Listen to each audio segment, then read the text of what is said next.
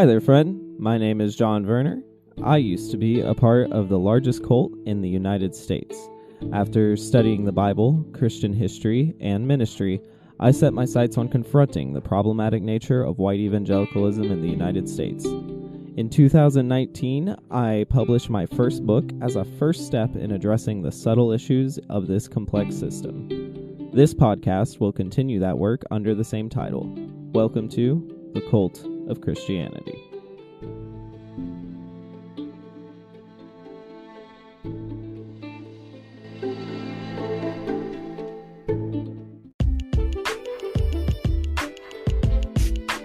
Content warning.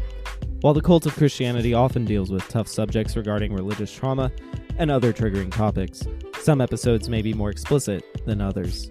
This episode contains content that may be distressing to some listeners. This may include multiple mentions of self-harm, suicide, sexual abuse, or other intense concepts. Please only listen if you are in the headspace to do so. Take care of yourself.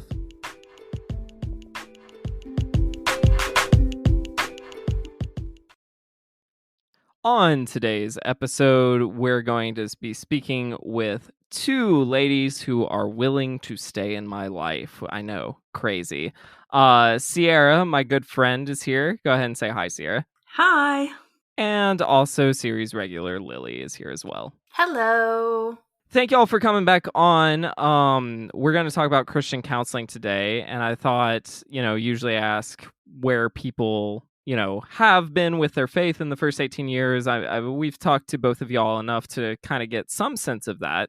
But since the topic is Christian counseling, I thought we'd go this way.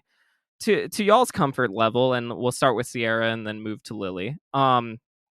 Explain with how many therapists, coaches, counselors, that general idea you've had. To talk about maybe the nature of their practice, what age you were for each, or at least the first one is the most interesting, and then kind of rate your experience either on a scale of 1 to 10 or however you see fit, regarding how helpful those therapeutic experiences were. Well, you can tell me if there's ones you want me to talk more about, John, but I have been to, I think, 14 different therapists or counseling type services in my life. The first was when I was maybe like 8 years old because my parents got divorced, and for some reason my mom thought that she should take me to like a play therapist. I don't really remember anything other than the playing. I'm not super familiar with that term. Can you explain to me what a play therapist is? Oh, for kids, like you just kind of show up and like a counselor kind of just plays. Like there's a bunch of games and like artistic types of things you can do, and the therapist just kind of builds a rapport. And I think the primary goal is to just bring some sort of consistency to the child's life and like to give the parent insight on how the kid is doing. But per my mom, she is not very good at wanting to keep us in therapy because she was very ashamed of her own behavior and what the therapist would find out. So I don't think we did that for very long. That was your first experience. Fascinating. Okay, so what were some of your others, like, highlights, ones that really stick out in your mind? 14 is a lot. I know. So kind of I started going to therapy again when I was a teenager because I just went through a lot of shit, and teachers and things and people in my life were like, you need to go to therapy, and told my mom. So I remember that there's a few different people that I saw at this one clinic in my hometown. And the first person that I saw was a woman who was not a Christian. And I remember being very like offended and like going toe to toe with her on some things, and her being like, well, we don't have to look at everything like this as like because of God. Like we can have, we can talk about this outside of that. Is that okay? And I was like, absolutely not. Wow. So you were bringing that assumption to the table. Interesting. Mm-hmm. Yeah. So then after that, like asked, there was someone at that clinic that was a Christian. And so I met with her for a while. And then after that, my next experiences were actually from starting in a summer camp that I went to. They had like a guest this year that was with this ministry called Freedom in Christ. They basically believe per their website that lay people should be trained in how to do biblical counseling of sorts. They wouldn't want to call it counseling, but they essentially have these like steps, like magic that you follow. And through a series of renouncing things and saying truths, it heals you. So I did that at summer camp. And then when that didn't really pan out to work for very long, like things at summer camp usually do, I ended up seeing this couple that lived in a city adjacent to where I was from that also did this practice, and my youth pastor referred me there. And that was also short lived because they met my mom, and my mom didn't like what I was saying. So that was kind of that's all my pre-college experience. Okay, so a good amount, not necessarily everyone even goes to therapy until they're an adult. So you definitely had some different experiences. Did you just quick clarification before moving to Lily and her adolescent experiences? Did you feel like there was ever pressure from either parents or church to go, or was this something you felt like you were kind of on the same team as, or what was your relationship to the idea of counseling or therapy? I really do not know where the positiveness that I had came from for therapy. My youth pastor, I was very close to him and his family, and for a good while he wasn't anti-counseling, but he just wasn't very open to it, and definitely not open to the idea of like antidepressants and things. And then I remember like partway through high school, he dropped out of the role of youth pastor and was going through a major depressive episode, and later shared with me like, after hearing like how much this has been helpful to you, I started like pursuing this, and actually, wow, like it's really helpful. Antidepressants have changed my life, like really helped me. Like it was really interesting how I just was drawn to the idea that maybe working through these things with someone else could be helpful. And because I was very like, I thought that my Christianity would like save me from everything bad in my life, I was pretty what's the word, like strong-headed about how I thought it needed to be from a Christian perspective. Even that young? Yeah, yeah. Wow. Okay. So Lily, same question. You growing up, therapy experiences versus even just coaching or Christian counseling, what was that like for you? Um, I was really trying to remember what experiences I had outside of uh literal counseling. And I not really drawing anything specific, probably because when I was growing up, we didn't stay consistent to a home church. So the therapy situations that I'm remembering are like what you would consider counseling outside of the church. My first experience was I remember that I was 7 because it was the first year I started playing baseball on a homeschool sports league. And I honestly have no idea how my mom found or chose this therapist. I'm kind of curious about that the more that I think of it. But I know that the intention behind it was for me to talk to a child therapist, or she may have been a child and family therapist, and develop this rapport and talk about my memories with my dad, so that this therapist could use this information to speak on my behalf at court, because my mom was very afraid that she would not have custody anymore, that my dad would try and get custody of me. So she hoped that this therapist would represent me in court and saying that I should stay with my mom. Wow. Okay. I sorry to interrupt, but that is a fascinating first experience to enter a therapeutic space. Yeah, that was my first introduction to therapy. Do you think it was like, and it was probably, I hate to use this word, but probably like secular, like it wasn't super Christian-y, that Nope. experience, right? Okay. I got no indication that this therapist was a Christian. Gotcha. And then did you have any other adolescent experiences like before you were 18 with therapy or counseling? No, actually. I saw this therapist for I'm trying to remember it in terms of where where I played on the field, because I know it switched when I was about 9 years old. And I think I was still playing on a different part of the field when I stopped seeing her. Gotcha. So I was probably Wow. 8 or 9. And I remember that my she had asked if I wanted to come back, I think before I went away to like a summer camp or something. And she had told my mom that I wanted to see her again, or I needed to see her again. And I think my mom was afraid of that relationship on its own. So I never saw her after that. But I didn't see a therapist again until I was 22. And that was a therapist I sought out for myself. Man, okay. So I have a question. We'll go to Sierra, then Lily again. So Sierra first. At 18, you hear the word counseling and or therapy. What do you think? I need that. Wow, interesting. Okay, can Yeah. you expand on that a little more?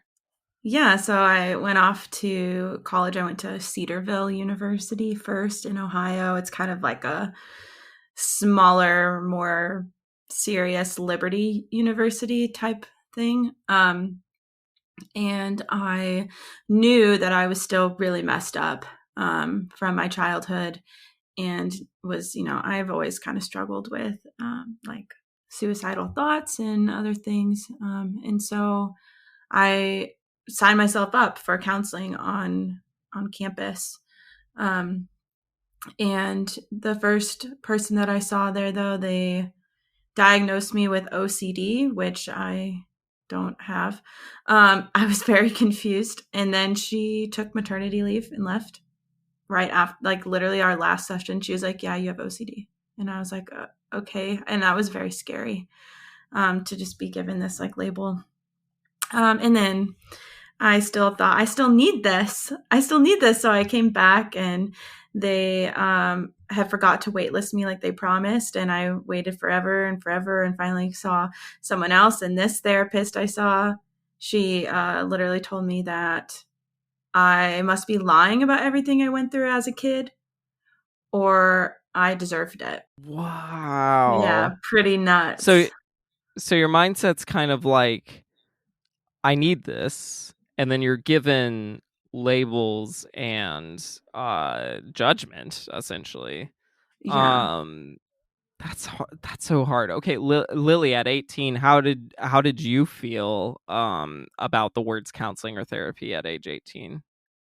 So, um, interesting that you asked, because I think I was maybe in the process of deconstructing what I thought, because I started running a START program, as a lot of other young people do, on my way out of the high school age. I was probably 16, and one of my first general classes was general psychology, followed by intro to sociology. And that really kind of normalized psychology for me. But before that, my understanding of psychology and then counseling around, including psychology, was that it was simply an excuse to sin, that it was just a way to excuse humans not following God and just following their own sinful nature, and just giving ways to allow people to live with that. That was my understanding. Oof, I mean, I that was the rhetoric I was around in a lot of ways. I don't know how fully I bought in, but I know I partially bought into that mindset. That's so harmful, man. Well, let's keep going with you, Lily. What's the worst therapy experience that you're comfortable sharing? I feel really fortunate in saying that I am struggling to think of some, and I think that's because I just haven't seen very many therapists. I liked the therapist that I saw as a kiddo quite a bit, and then the one therapist that I saw as a 22-year-old, I saw for on and off 4 years, and then I've seen one after starting school just a few times. I I think that the worst experience I had was actually because I lied to my therapist. She asked me if I had smoked marijuana before the session. And I had, because I felt like it would be helpful for me to do so that I could talk about things that were stressing me out, or that it could maybe open up my mind to explore parts of my mind. I was, again, 22 and hadn't been smoking marijuana for very long, hadn't been in therapy for very long. But she asked me, and I said no, because I was afraid of her judging me, both for being there with her on marijuana, but also because I had obviously driven there. I had to have it with me in some capacity. So I said no. And then just that fact just really ate at me for really just the next week until I saw her again. And I told her that, I have something that I think I need to get off my chest before we talk about anything else. And she said, okay. And I said, last week when you asked me if I had smoked marijuana before seeing you, I lied. I actually had. And her response was, oh my gosh, what did I do to make you feel like you needed to lie, that you couldn't be transparent? I must have not made you feel comfortable. And that was a really interesting shift for me because it took a lot of the blame out.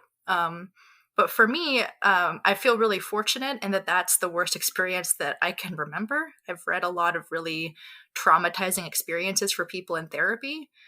But for me, the worst experience was still helpful because it helped me kind of learn how to stop shaming myself in some ways or some capacity. It was still a long journey, but that was one of the first steps. I'm so curious about that whole interaction. Just because it seems so, you were clearly afraid of something. But that's not necessarily the therapist's fault, which I think is a valid point to bring up. Cierra, how about you? I've talked to you enough just as friends to know your story will be a little more radical, but what would you say is your worst story that you're comfortable sharing? Yeah, it was just to play off of the rest of that, what I had mentioned last of that therapist I saw who told me that either, I was making everything up or I deserved it. I kind of just let her say those things to me in the moment, and I left and went and sat in my dorm room and was having panic attacks and being like, what the, that's everything I had worked so hard to overcome was the belief, my parents believed that, I deserved everything they did to me. And then also some of it's so weird and crazy. I often still as an adult now, I'm like, these things really happen. So to have a therapist put all that in front of me and then to use my faith as a tool in that was devastating. I ended up going back for the next session and I told her I can't do this.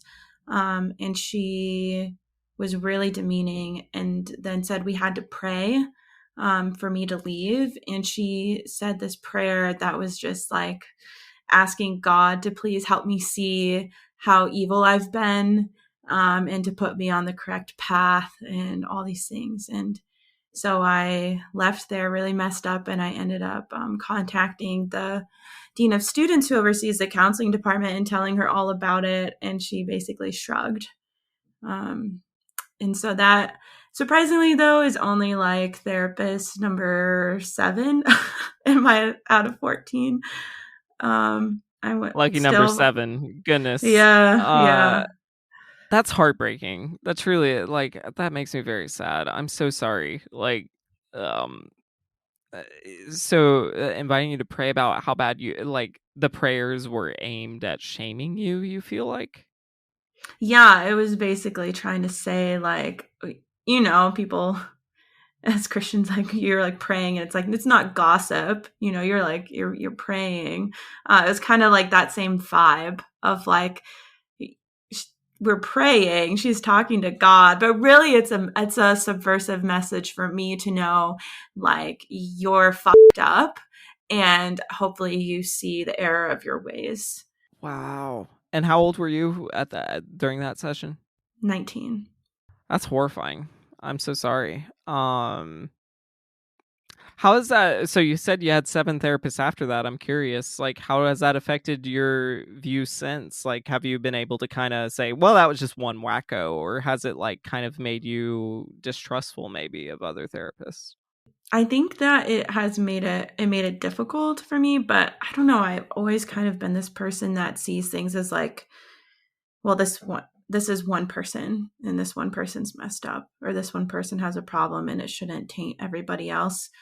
And again, I don't really know where I got that from or why I have that point of view, because my life's been full of people with bad intentions. But yeah, for the rest of my time while I was at Cedarville, I actually went into that's a very small town. I went to another small town and saw a woman who was Buddhist for therapy, because I just needed like accountability for my depression and making sure that I was like safe. And I knew I needed that. So I did that. And then I ended up going to like Genesis counseling when I moved to Spokane, which, John, you know all about Genesis. Hey! Oh, yeah. Yeah. Our commonality, me and Cierra both went to a place I'll explain a little bit later. But yeah, wow, okay, interesting. I'll stick with you though, Cierra, both in childhood and adulthood. If there's one thing, maybe, one paragraph, one sentence, one takeaway that you've gotten from therapy that has just been such a breakthrough for you, what's like the biggest breakthrough that therapy has given you? I don't know if I can say it as brief as you want, but I'll try to say, like, essentially therapists, 1 through 11 were very cognitive behavioral based. I think that even like the biblical counseling, like, it kind of still stems from this idea, right? Like, there's lies and there's truth, and like, how do we change the narratives in our mind and the way we think? And something that I didn't ever receive through that type of therapy, Christian or not, was like an understanding of my body and the way my body is storing trauma, and the way my feelings aren't always lying. Like, my feelings are pointing to something else, and I can like listen to them and learn to make space for them, these types of things. And Christianity also really took away my ability to honor my body. And so therapist number 12, as I was leaving Christianity, radically changed my life through like EMDR therapy, which is for PTSD, and is very much, you don't even have to tell the therapist anything, right, to do EMDR therapy. It can be very internal and about listening to your body and allowing your mind to do the work. Anyway, that alone that's the biggest breakthrough I've ever had. It actually took something from like, I'm just trying to fight myself and tell myself what is truth and what is lies, to actually feeling different for the first time in my life and feeling free. And I had to completely abandon everything that I thought about Christian counseling, what counseling should look like, and views of my body, in order to reach that place. To follow up on that, do you feel like that was like a process of accepting the internal, or accepting yourself? Do you feel like it was you know there's that seems like a very clear marker, right, of like a worldview shift. What do you think that worldview shift was? Yeah, so the fundamental principle in EMDR therapy and just treating PTSD is that your body, right, was stuck in fight or flight at some point, and you experienced something traumatic, and it leaves this mark in your body and in your brain. And when you're triggered, you go straight there, and your body doesn't know the difference between it happening in real time. It feels like you're trapped in the past. And, I used to think, especially because of religion, that for example, with sexual sin, right? If I felt turned on by a woman or wanted to go make out with a guy, I have to just suppress that. I just have to turn that off. I just have to overcome. And in order to do proper care for PTSD symptoms, you actually have to relive the trauma. You have to allow yourself to face internally those feelings all over again, and show yourself that you are in the present and you are safe. And that is what allows the real change. So for so long, yeah, I'm just doing these habits that I had no idea, between religion and trying to survive and what people are teaching me, like just trying to shove all my feelings down, or beat them or prove them that they're wrong. And instead I needed to feel them again and be willing and free to feel them to their full extent. Wow. How profound. I mean, honestly, to the safety, right? That's such an important thing that can be overlooked in those Christian circles, right? The safety to explore, Mm-hmm. the lack of fear, if you will, the lack of fear of judgment, the Yeah. accepting that, like, hey, let me just see where this goes and not like stop myself before it starts, that's a kind of beautiful thing. I'm glad you've had that breakthrough. How about for you, Thanks. Lily? What was the biggest breakthrough for you in all your therapy experiences? Before I answer that, and Sierra, can I ask that therapist that like devalued your experience? Like, what can I ask more questions about them? Were they like a certified therapist at a school? Like, what the heck? Mm-hmm. Yeah, she was. I assume she had a degree to work in the counseling department services at unaccredited university. Yeah. That's horrifying to me. I want to just really say that I'm sorry that happened. Whether or not she was certified, I was just so shocked that I was like, seriously, there's no way. But of course, there Yeah. is a way, because people are horrible sometimes to each other. Mm-hmm. Yeah, that school is very heavily connected to Southern Baptist groups. Uh-huh.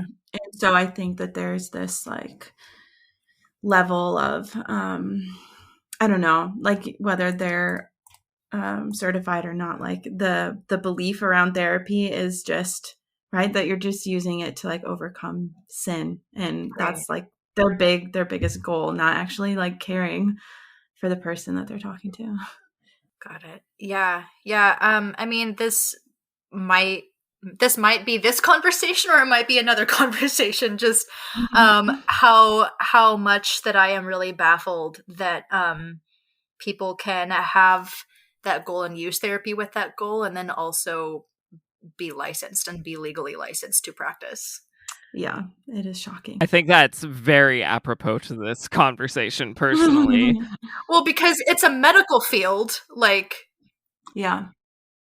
No, I think this is one area with like also it being tied to Christian schools. Like, with Moody, I think it was a little more separate, right, John? Like we didn't have counseling services on site, but also at Cedarville. So the woman I mentioned, the dean of students, right? That shouldn't be the relationship, right? She shouldn't be in charge of counseling services because she's also in charge of reprimanding students for behavior. So if you got found out for having, for telling a therapist that you think maybe that you're gay or that you were drinking or having sex, or, even honestly, if you were suicidal and you happen to mention that, I know students that were kicked out of school just for sharing that alone and them being afraid of them being a problem. Like they were utilizing counseling services to anyway, all this is recorded too for the school. Like they've had a lot of Title IX issues. And I think that's kind of the interesting crossroads for quote Christian counseling and Christian colleges and universities. It becomes just another tool for managing students' behavior. Yeah, God, I have a lot to say about that, and I'm sure I will a little bit later. But Lily, I don't want to shortchange you. Like, what's been your big breakthrough? Like, what's your one like little nugget from therapy that's just been like so illuminating? Words.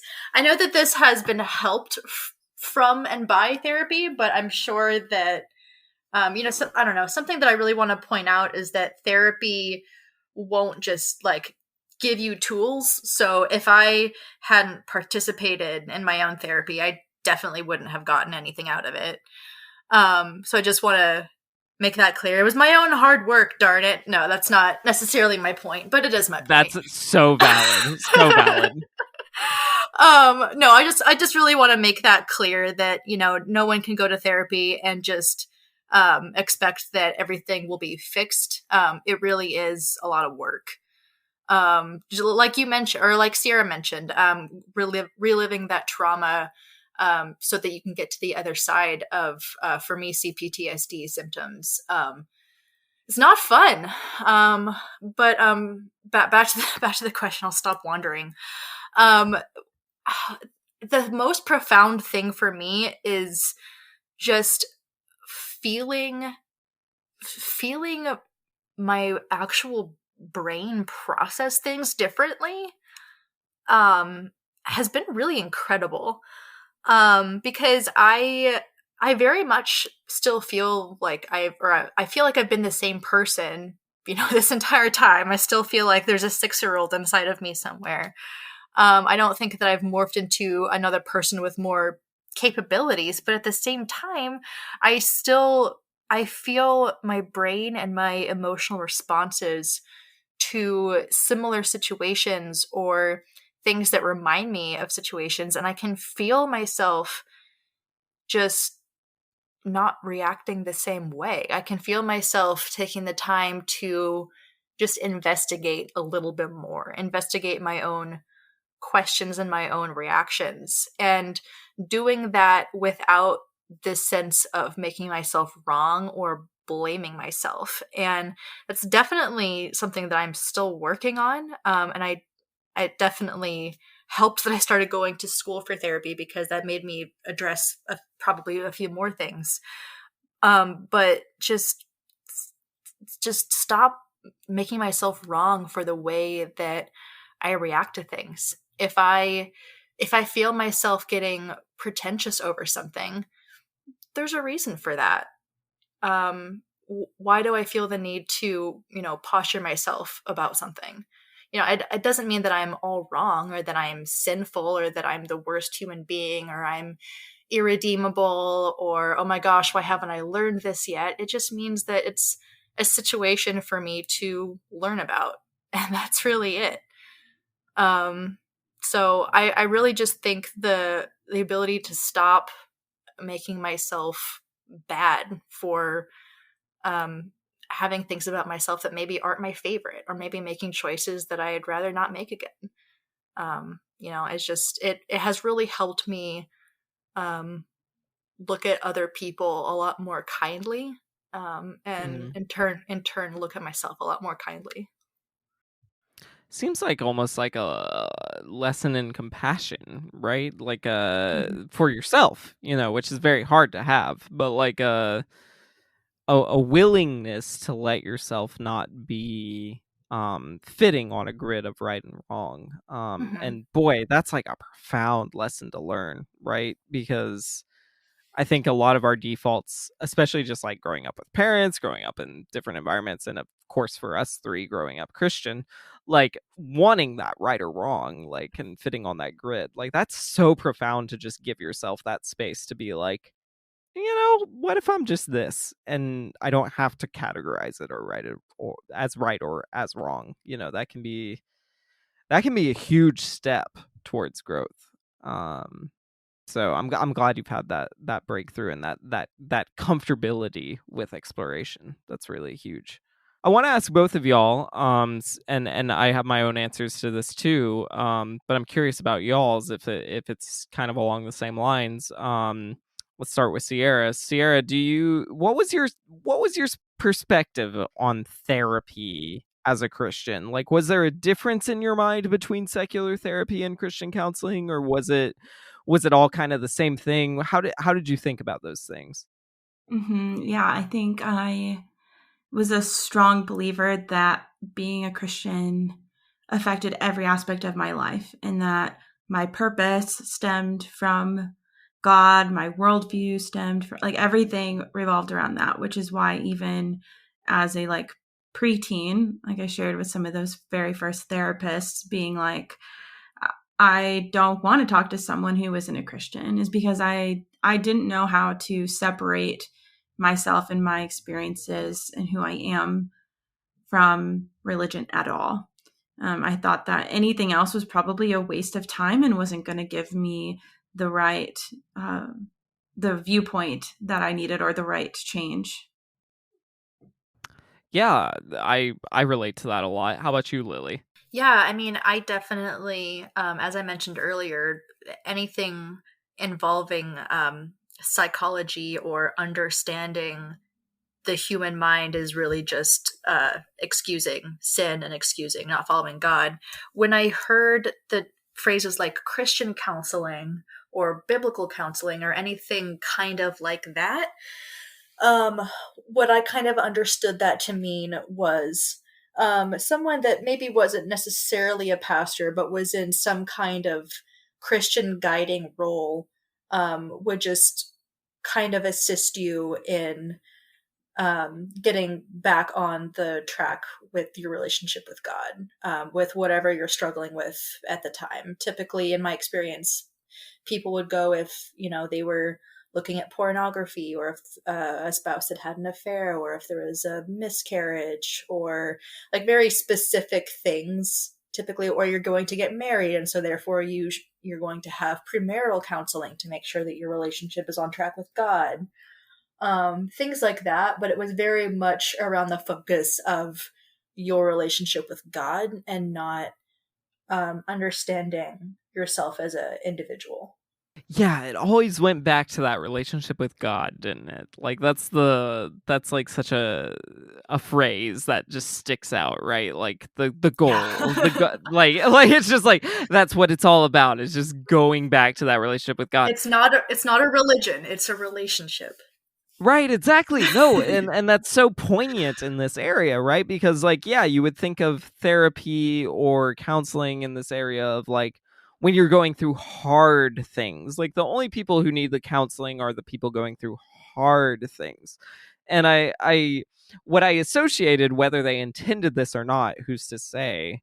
But for me, I know what I associated with counseling or therapy was if your mental health issues felt like you were disobedient or not following God's law just right, or if you had you had something wrong with you that was just a little off kilter and a little more than just what normal people experience, that's when you really need therapy. Did either of y'all feel anything like that? I mean, I guess, yeah, I was that person, right, that needed something extra. Um, and I remember hearing, yeah, I think kind of back to like that conversation I said with my youth pastor. There are just lots of people that didn't seem to get it and didn't seem to get that there could be a benefit for anyone, or like even like why would you take an antidepressant or an anti-anxiety medication? Like obviously this stems from an issue that you're having in your relationship with the Lord, and you need to like focus on that. And so I think when people would hear my story, they would have like more grace for me to be someone who was like going to see therapists. But like I said, by the end of me graduating high school, it was a pretty encouraging experience then to have my youth pastor be like, I was wrong to ever question if like this is a suitable avenue for people. That was at the church I grew up going to, was also very, very conservative and Baptist. So I think that was good. But I definitely, yeah, heard those arguments and kind of disagreed quietly in my own little corner while being the exception. How about you, Lily? Did you feel like mental health issues were just disobedience, or did you feel like there was something more going on? Well, as a recovering Baptist myself, it was very much all about disobedience. But I don't, as far as people needing therapy, my understanding was just that it was something that people did to try and escape God. But then that started shifting a little bit more as I started exiting my teen years. I remember I have this really specific memory of sitting next to my best friend at the time at church, and we would have been 19 at the time, and she had been talking to me about she was thinking about asking her parents if she could see a counselor. And I knew that she had been dealing with depression and anxiety and maybe some other things. There was just kind of like it was kind of like an unhealthy joke among our friends that like, this friend quote unquote wasn't right, but we would like laugh about it, and it was kind of her joke too. But it was just this like recognizing that like this person needs support. This person needs, someone else to help them. And I remember sitting next to her, and she told me that she was finally going to text them, and she was texting them during the service if she could go see a counselor. And I don't know that they ever did. Not I never saw that.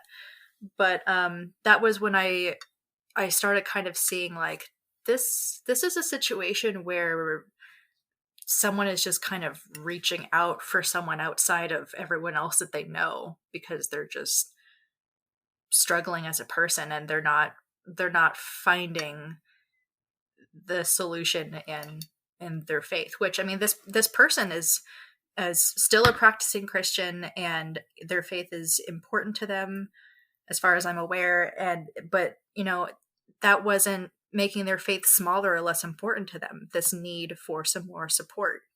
And that was something that I was just seeing. That's so poignant, right? Like that idea of I'm struggling what feels like extra.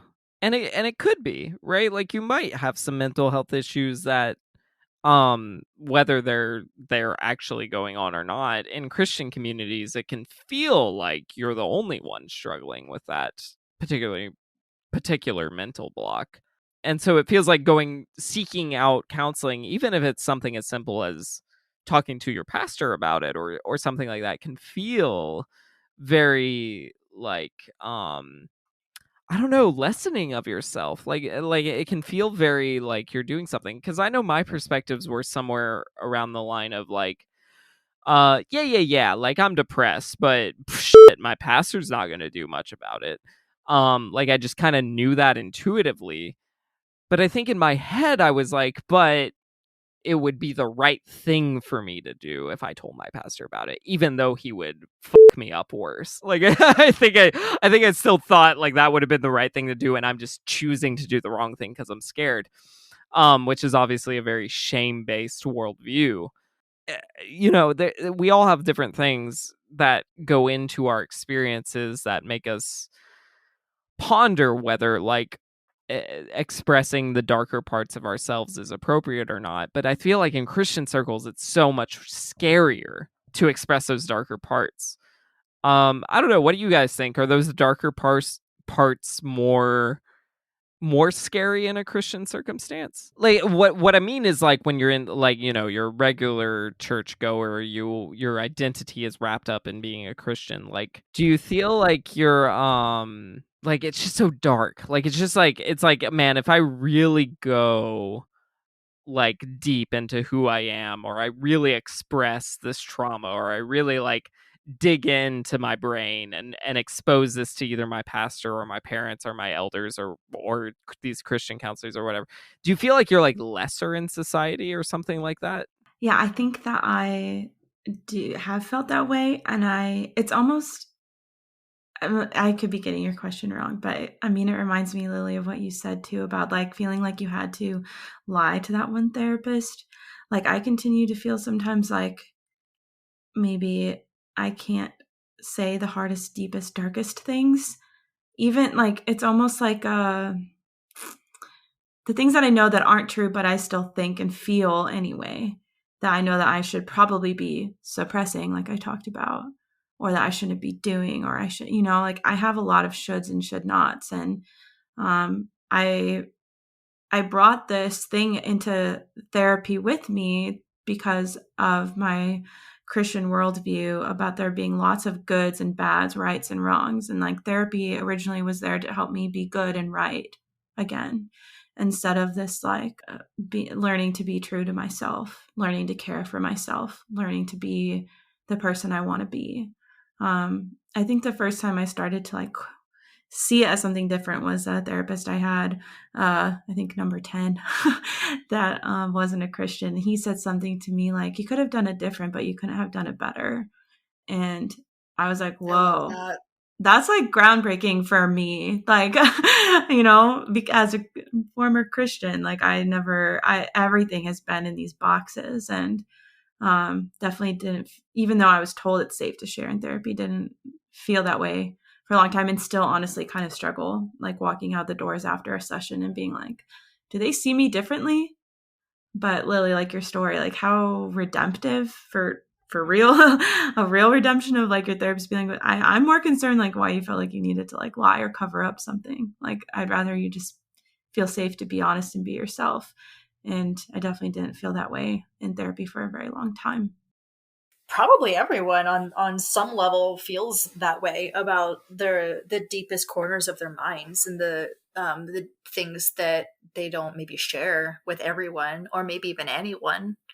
It took me, I honestly am struggling to remember exactly how long, but I know that I was pretty well into therapy. It had been at least a year, if not two, with the therapist that I saw in my 20s, before I told her like the thing that, this sounds so mysterious, so putting it this way, but just the thing that I thought that if I revealed about myself to anyone, that there was something wrong with me, that if I revealed that, people would look at me like I am not a good person, or that there's something horribly wrong with my brain or my psyche or something. And I brought this up to her because I had been seeing her for a while, and it had a lot of context with things we'd already been talking about. And I talked to her about it, and the first thing she says is, that makes total sense. And it wasn't, and we talked a little bit more. She's like, that obviously you were wanting to escape this situation, but it wasn't this like reaction that, you expected to have.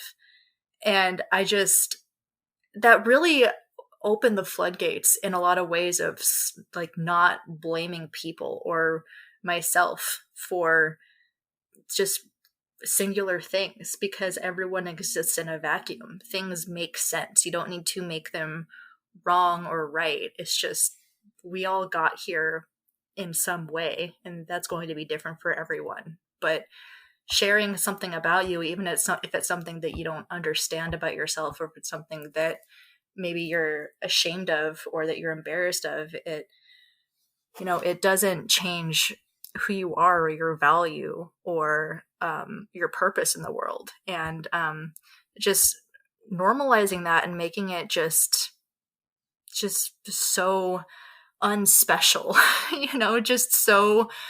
just a regular part of my history. Very, very helpful. I think about too, with what you said and what I shared as well, of like how, I don't know, in growing up, one of the main principles I was told was the truth will set you free.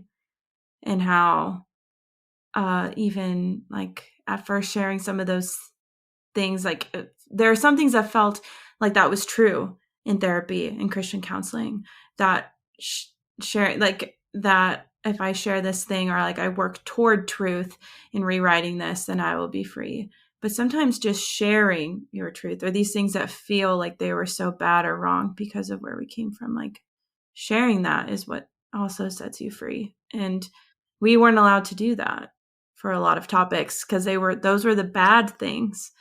Just having someone else witness your story and just witness it and listen to it without these emotions attached to it, or blaming you or making you wrong or bad for it, I think can be incredibly healing. Mm-hmm. Yeah, to teach you how to be an observer of your own self as well. And also become a more compassionate person. Mm-hmm. Sorry, John, is something you'd like to add to your podcast? No, yeah, y'all are doing great. I would almost argue that it's almost like fulfilling the promise that Christians can't keep. Like it's this idea of someone who can be there to listen into the darkest parts of yourself and forgive you and let yourself forgive yourself and all these other things. Like, Christianity promises all those things. But you kind of just have to hope that after you die, it happens. And therapy offers you kind of a more real-time solution. And I think, I'm a big advocate of I don't think therapy is for everyone, but I think it's for everyone to try. And I think there's like an element of like that freedom that Christianity can promise, where you get to express your fullest self, that Christianity tells you that someday you'll be able to, or someday you can do it privately, or this, that, and the other. Where therapy just kind of cuts the bullshit a little bit and says, no, it's here now. You're allowed to experience that now. Which kind of leads me to this question. Can Christianity produce a safe enough space for therapy with those like predispositions and those therapeutic spaces? Because they have these doctrines of hell. Like, they have doctrines of like, you could suffer forever if you do life wrong. They have doctrines of sin, which is like, there is right and there is wrong, and it's the same for everyone. They have doctrines of church discipline, where the church has to interact with you a specific way if you're struggling with a specific thing. So, like, is there a way that with those ideologies, Christianity even can create a safe enough space for therapy? When you say create, what do you mean? Do you mean that like the counseling is Christian counseling, or the counselor is a Christian, or everyone involved is a Christian, or that it's inside of a church, or like what exactly do you mean? It's a fair point to bring up, and obviously I can't speak to every situation ever, but I will say that in general, what I'm talking about is Christians have this idea where there is counseling, right? Like, Christians aren't, for the most part, even the most radical of Christians still allow for a space for counseling. But they seem to like want to create a space that at least emulates like therapy of the world, if you will, like a therapy where people can just come and be themselves. What I'm curious about is if they are able to do that with these kind of worldviews. Obviously, there's, progressive type Christians that don't have the same views of hell, sin, and church discipline. But for the majority of Christians do have those worldviews. So, like, are they able to create a safe enough space for like therapeutic exploration? Are you asking if people can maintain their Christianity but then seek secular counseling? No, I'm asking if Christians are able to create the space for counseling with their worldview.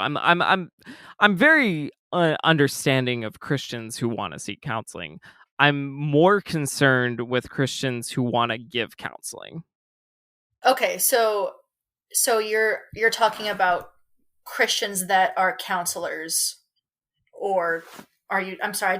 I would just really want to make sure I'm being careful, because I don't know what you mean by create a space. Well, just because Christians obviously they have a worldview, right? But I'm trying to be specific enough and broad enough at the same time, which is always challenging. But I'm trying to kind of pinpoint this gray area of like, I don't know of any Christians who would say counseling is evil, but I do know enough Christians who would say counseling needs to be a certain kind of way. And so I'm more interested in like, can they do this kind of work where they're creating safety with these other worldviews they have, and what y'all's opinions are. And again, I think there's probably a spectrum of opinion here. I'm just curious what y'all's are. So obviously, like we've said, there's a huge spectrum. I have seen, like we've mentioned, quite a few therapists. So I think from my experience, and also from what I've heard from other people, like John, you've been to Genesis where I went. My partner went to Genesis, this Christian counseling place in Spokane that Moody referred to. I've known quite a few Christians who have tried to seek biblical counseling. And most of the time, the consensus is, whether the person stays a Christian or not, or whatever, what I have heard is like, that wasn't very helpful. And maybe it's not necessarily that the person feels unsafe, but I do think that there's like a level of depth that ends up missing, that people in the end are like, why am I doing this? Why am I spending time doing this? And I think that might come from that good or bad mentality that we're just trying to fix behavior.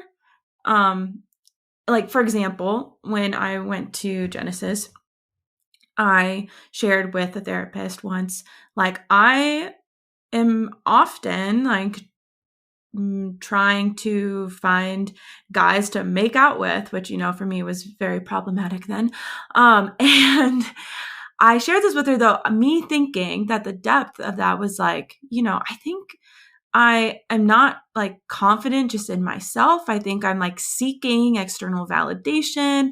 I know I have problems like not feeling secure with my family and like that. I think I'm just seeking whatever is like whoever is like going to look at me. And that seems kind of not like a good idea. I thought maybe we would talk about some of these things. And the only thing that this therapist had to say to me was that, well, you just shouldn't be alone in a room with a guy. And that was the best that she could offer. And again, not that every Christian counselor is going to be like that, but from what I've heard, that kind of like, well, let's just put a Band-Aid on it. Let's just find it. Or like, well, what does God have to say about that? It ends up not, I think, reaching this depth of where you really just can like look clearly at yourself and make real progress. And thus, like, is it safe? Maybe it feels like it's safe in that it's never going anywhere painful unless like you're a person who just is willing to go there on your own without the therapist asking really deep questions. But, I don't think that it often ends up hitting this really vulnerable place because some of those parts we were just told we shouldn't be looking at anyway.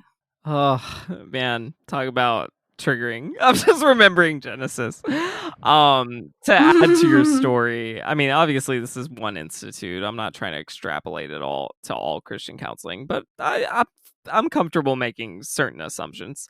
I remember talking about me trying to grieve my granddad's death, and somehow my counselor spinning it as, well, when I'm scrolling through Facebook and a sexy woman comes up on Facebook, I just cover it with a note card. And I'm like, what are we talking about right now?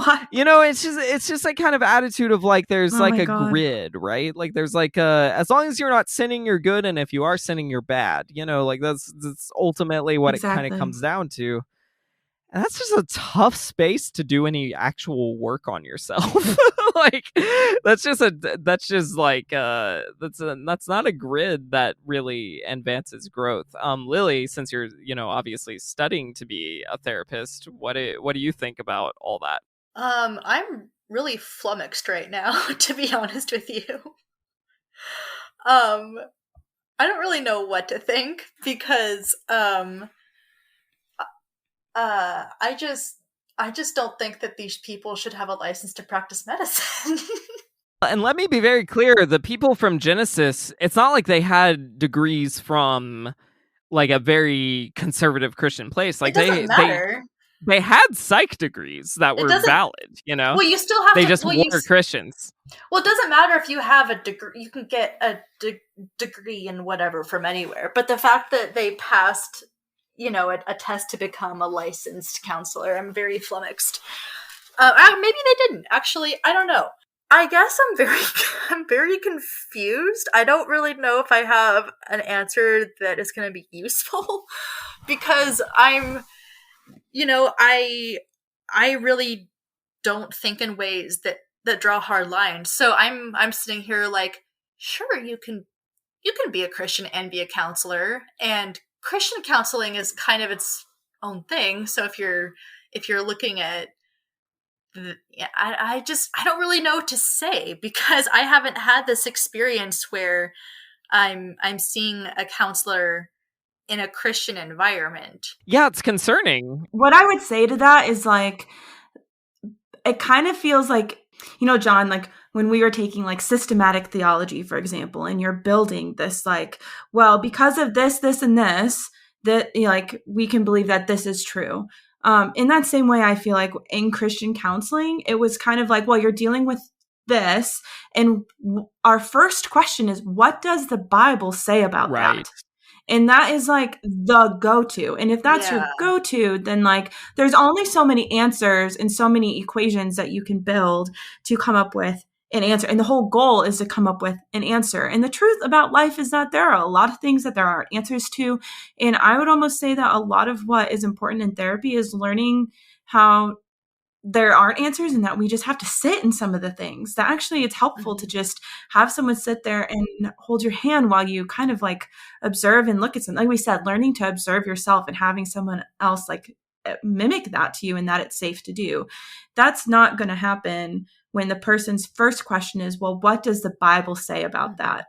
Because it becomes nothing but this like Tetris puzzle that we have to put the pieces together to come up with what is it that God says is best here. Yeah, I'm trying to figure out if that's the extent that it would always go to, because that's not going to be ultimately helpful for an individual to only look at one source for how to operate their life and understand themselves, because there's not a book can still be as holy as you decide and feel that it is holy, but that regardless of the content, it's not going to have every single thing that's going to help you in your life. Right. And I actually think that's so poignant, because I think that's the point, right? Like, I think I'm like, if you're a Christian who doesn't believe the Bible is everything, great, good on ya, I love ya.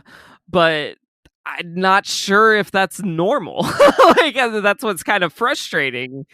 Yeah, and so I really think that that's where I'm really having a hard time, because you and I share the similar life story, and that we come from being raised in very like literal scriptural backgrounds. So I am familiar with that being the only source. I also don't have the experience of that being mixed with therapy, so that's a very kind of interesting mind puzzle for me, because I do think, when I'm first thinking of it, that sure, you can have both people be practicing Christians and then have very helpful and useful therapy.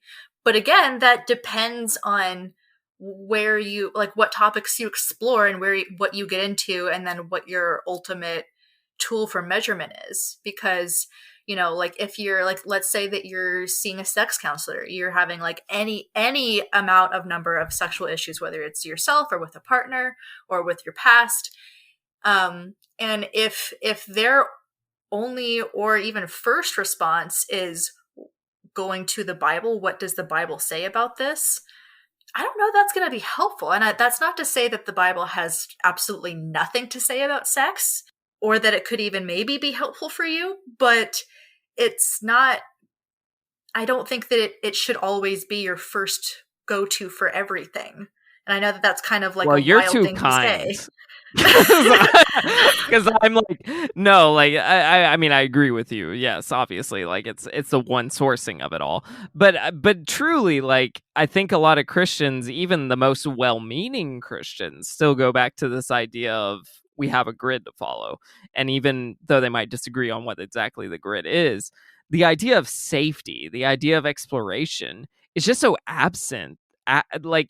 Even in any Christian counseling concept I'm aware of. Now, again, I'm not talking, and you and I have talked about this off air, I'm not talking about Christians who just happen to be therapists, right? Like, I'm talking about Christians who are motivated by their Christianity to be counselors or therapists or whatever word they choose.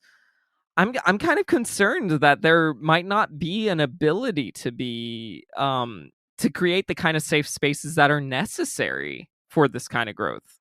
I actually strongly feel that it's actually very predatory to go into any career, especially if it has something to do with healthcare and with working with people's health and their psyche. But I think it's actually very predatory to go into any of those fields with a religious intention. I think that that's wrong. I don't think it's wrong to maybe want people to join your faith. We can go on tangents about being an evangelical, which I do not agree with. But having that be your career, and again, especially when there is a power imbalance, absolutely wrong. Yeah. From my experience, I'd say that these the people I've met, right, that I've had, I think, some people who were Christians and they are counselors, not Christian counselors. But the ones who are Christian counseling, I don't even know if they would say what they're doing is healthcare, the way that you're talking about it. Like, you keep asking these questions about like how, like, you're making it sound very like it's in the medical field, which it is, and I full-heartedly agree. But I think these people would say this is spiritual care. I think that's where we get it wrong. Like, brokenness is because of the fall, and like, it's scripture that tells us the best way to like heal our lives and be made whole again. And Jesus is the answer to everything.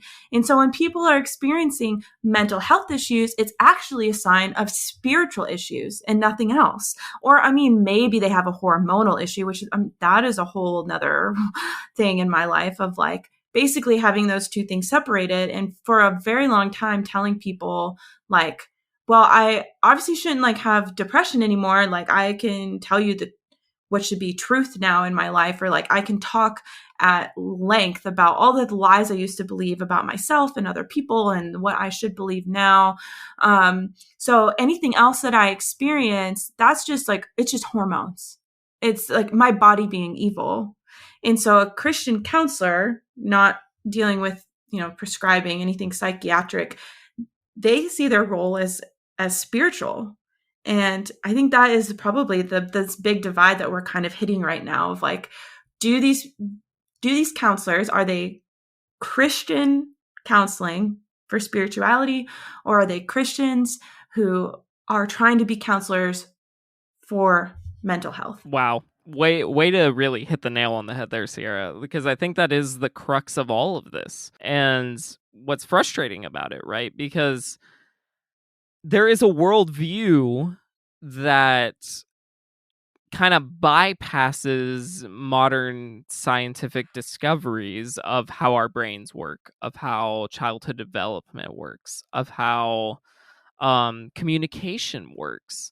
And obviously in the most whitest, in the most evangelical context, it's going to be the most worse. Like, it's going to be the most traumatizing, like what you and I probably experienced at Genesis.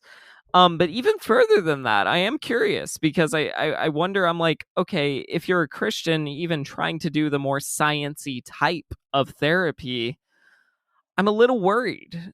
Just because I'm wondering where that therapist categorizes things, where they in their mind is gridding all of these discussions. Because what we don't want, and all three of us don't want, is someone to go to therapy and require more therapy.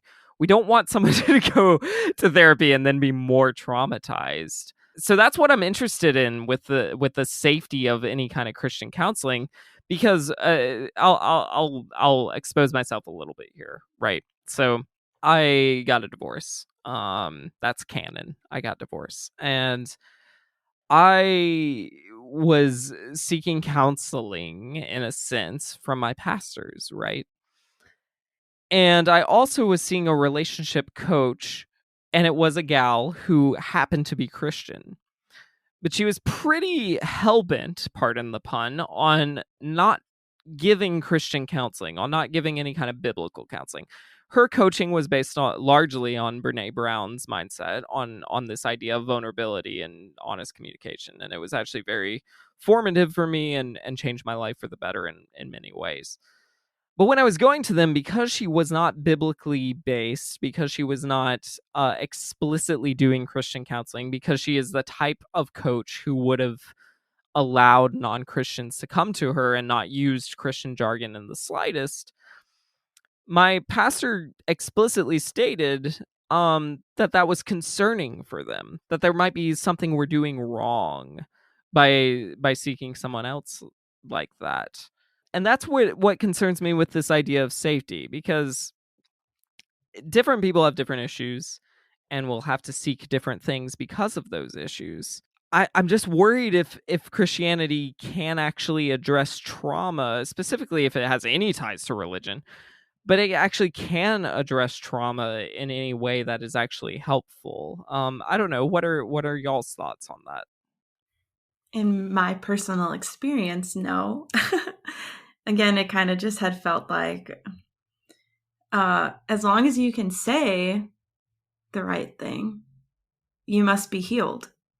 You're just not believing it enough. You're okay. And if you can tell me that, well, you really believe the truth about who God says you are and the truth about what happened and blah, blah, blah, and you're still experiencing issues, then the only things left are, well, what is your time with the Lord look like? Questioning those types of things. Or, again, that hormone question. And for me personally, I mentioned with the CPT or CPTSD, like Lily said, that I don't know, Lily, I want to know if you've read The Body Keeps the Score, because that was really formational for me in that concept. It's on my very, very long list. I know. You should move it up if you want. But anyway, I don't think that the things I needed for that would have ever been addressed in a biblical counseling context. And I was just kind of left always wondering, why am I still broken? Why am I still making mistakes? Why am I still wanting things I think are bad? Why am I still feeling bad? Why am I still so insecure? I must just not be finding my identity in God enough. And always just spending copious amounts of time questioning all of my behavior and all of my relationships and trying so hard to keep the score in my favor, to believe that I must be getting better. And that's all that Christian counseling ever gave me.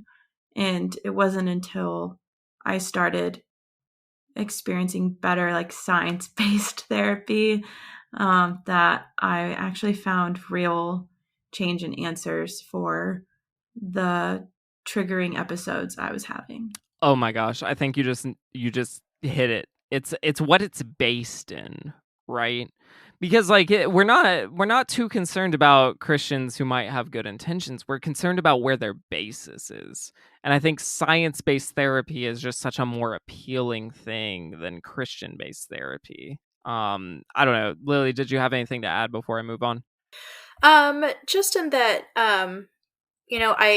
I can't relate to experiencing Christian therapy, but what I was thinking of while Cierra was talking about her experience was just feeling really alone in my experience with what resolving any of my own mental health struggles or even spiritual struggles looked like, because ultimately it kind of just came down to what I reported about my own relationship with God, and that was always just that always looked like me praying and reading my Bible and searching for illuminating feelings or feeling of peace or feeling of acceptance, or that I had done something right, or trying to listen to him. And then if I felt alone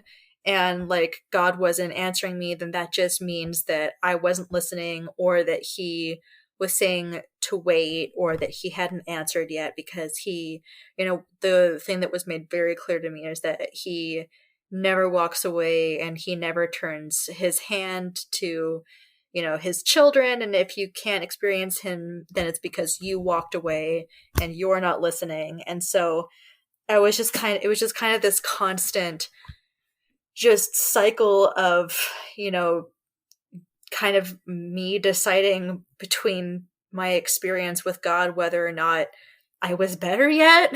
Am I healed yet? Am I better yet?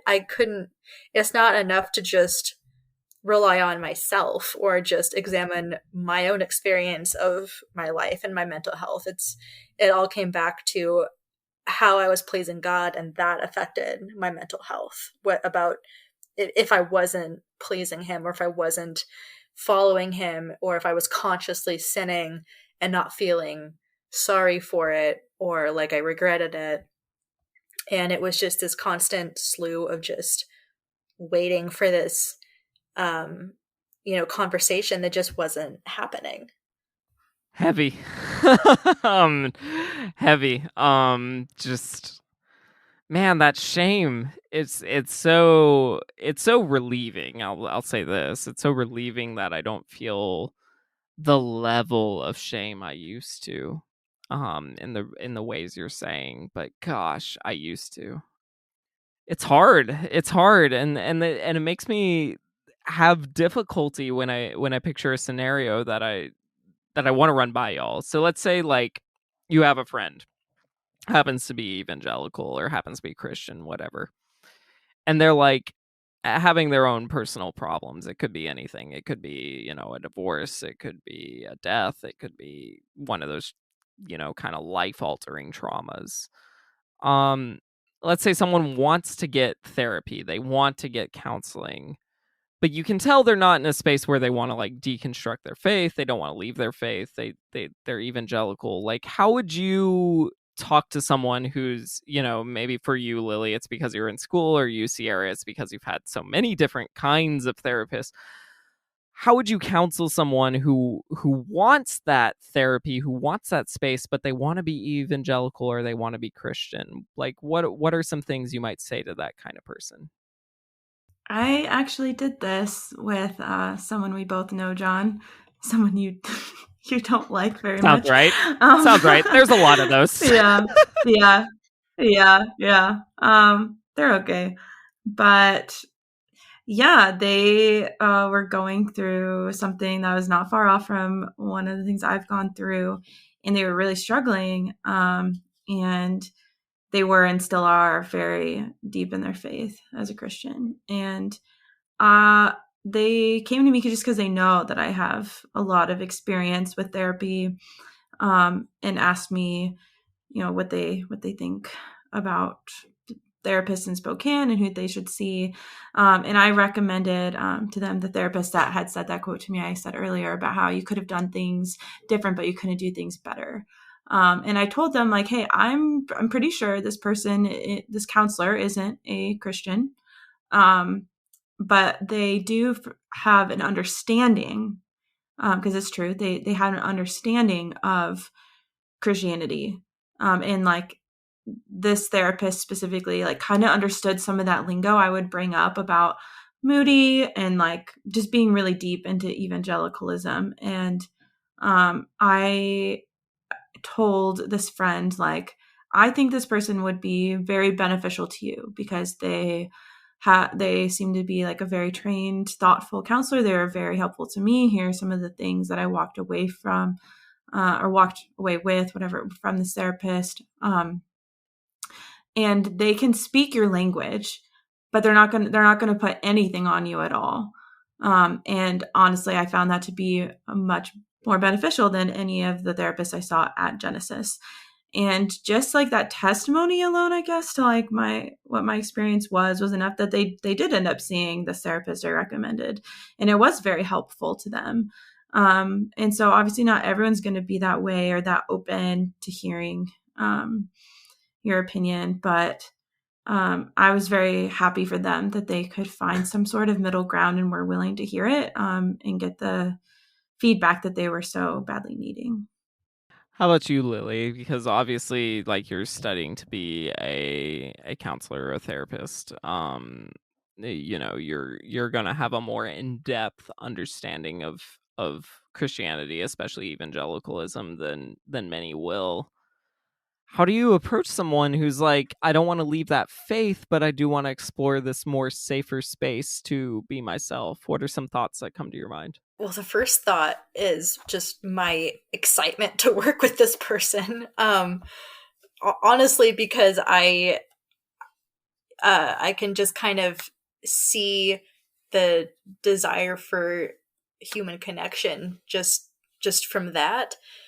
And I would honestly be really excited to just know that this person, or even if I'm not working with them, honestly, just know that this person is seeking out just a partnership for their mental health, that isn't necessarily involved inside of their church. But that's not because I ultimately want them to leave. The way that I would approach it is, it certainly is going to vary on what it is that this person is struggling with and what brought them to seek out counseling. But encouraging them to leave their faith wouldn't be really in my mind, because I don't think that would be helpful, especially unless that's something that they were wanting to explore.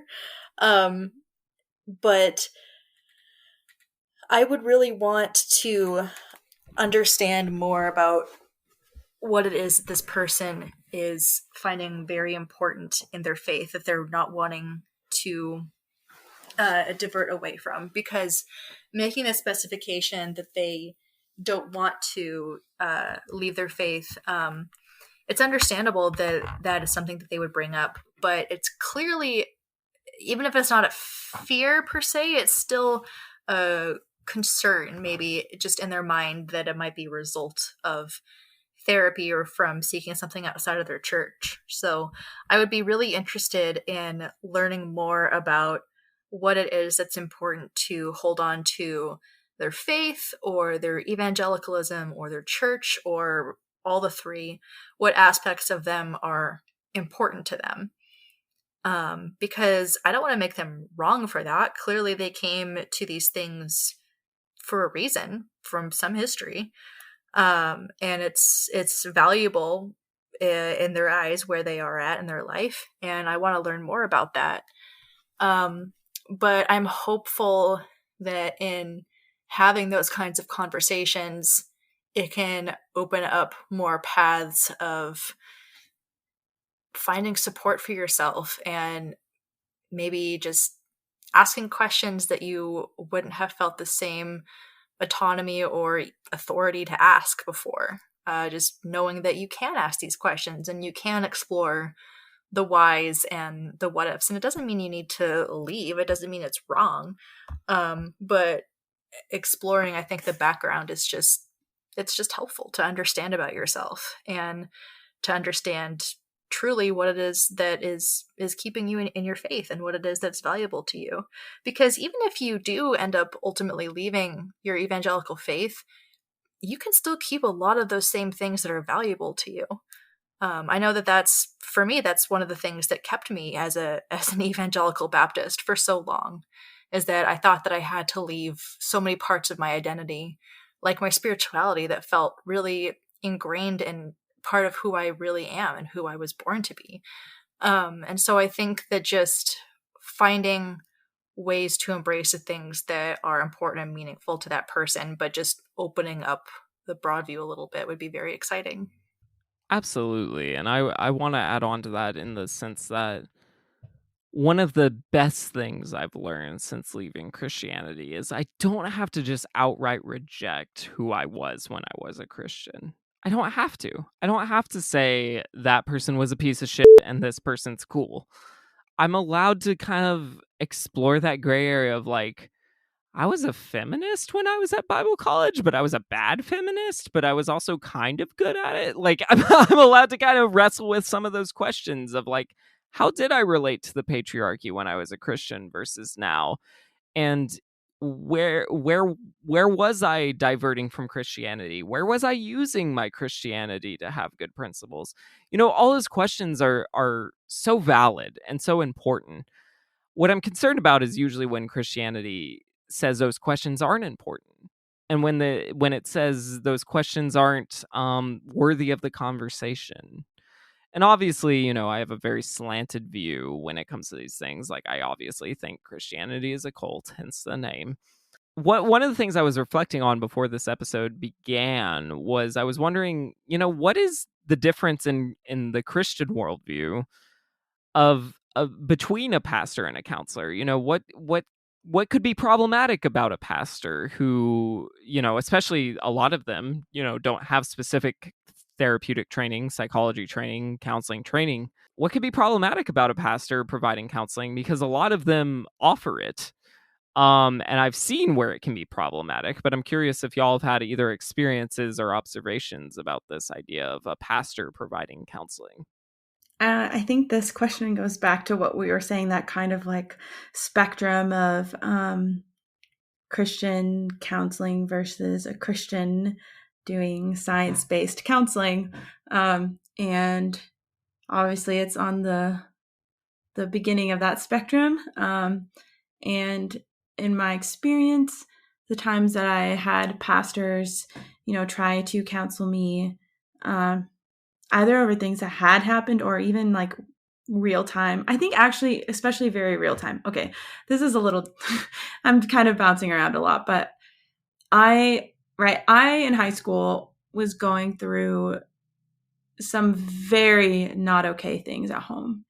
And there are lots of people that were aware of this. I mean, there were teachers like at my public school, because I went to public school, that also didn't do anything about the things I was experiencing, the abuse and neglect and stuff. But, while the teachers, like, that's also a disappointment when I look back. The bigger disappointment is definitely the pastors that knew these things. All these people, they are supposed to be mandatory reporters, or they would, especially pastors, at least I think that varies by state. I could be wrong. You are correct. It unfortunately is a big gray area, and I wish it wasn't, but it is a gray area with pastors being mandatory reporters.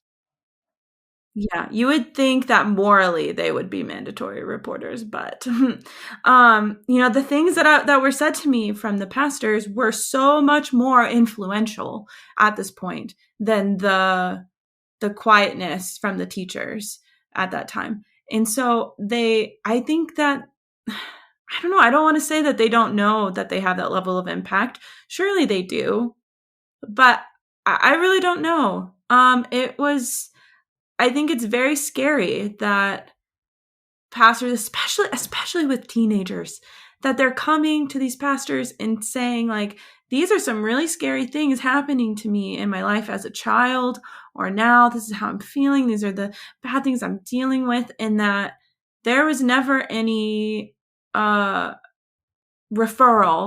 push for me from them to see a therapist or to talk to DHS or to, like, there was just these, like, I mean, the thing that messed me up the most was that youth pastor again kind of like said things about, well, we can't change your parents. Like, sometimes we want to believe that we can help change people. We can't change people, which that is true. And that is a lesson that I still am working on.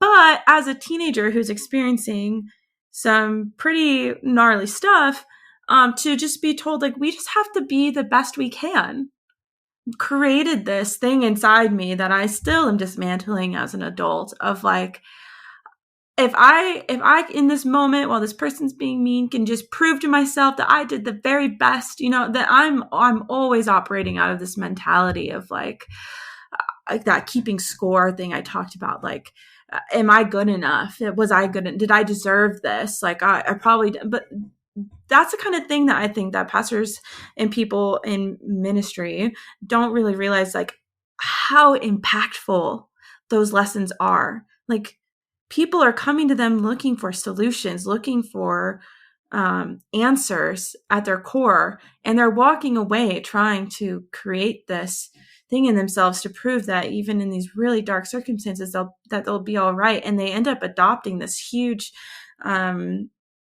strategy based around what someone is saying that is just based on what? Like, their best thoughts in that moment, like, based on this one pastor's experience, based on their one understanding of one area of scripture that maybe really, like, I don't think they're definitely not informed of how to best care for someone who is in trauma or has experienced trauma.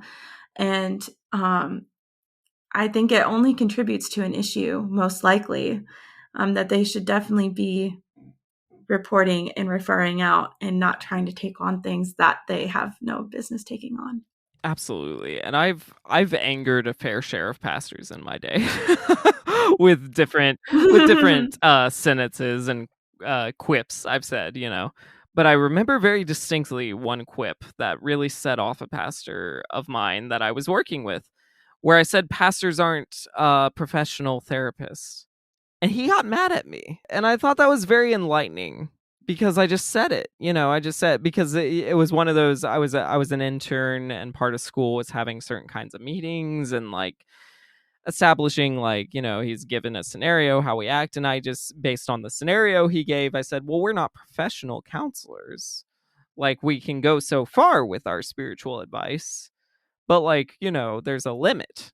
Basically, it was my argument, which I think is pretty tame. Like, I was like, yeah, we can be John. supportive, but like, Yeah. here's how far it can Don't go. you know the Holy Spirit is the greatest counselor of all, Jesus John? Christ. And they have the Holy Spirit. Well, Come on and now. that's what was so upsetting. I was like, do you legitimately think that you're a qualified like, I forget what the exact scenario was, but I'm sure it was like a very complicated scenario with like a family dynamic of maybe a divorce or sexual abuse or something like that. And I was like, well, I just don't want to overstep bounds, right? Like, that was my mentality. Like, I was like, I'm happy to be there in as much as I can be, but I understand there's limits based on the classes I've taken, the things I've studied, And that was upsetting to him for some reason. And that was just such a red flag, right? John, I have a question. Did you take a counseling Not or not one. like a pastoral type class in Moody? Not one. Wasn't that like a class we had? I didn't take one single one. I have a degree in preaching, and I didn't take one single class in counseling anyone.